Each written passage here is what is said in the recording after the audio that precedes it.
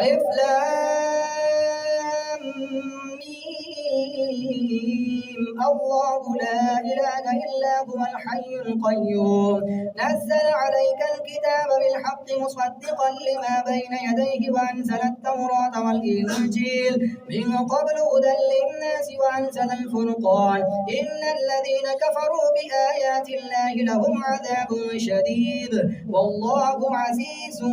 ذو انتقام إن الله لا يخفى عليه شيء في الأرض ولا في السماء هو الذي يصوركم في الأرحام كيف يشاء لا إله إلا هو العزيز الحكيم هو الذي أنزل عليك الكتاب منه آيات محكمات هن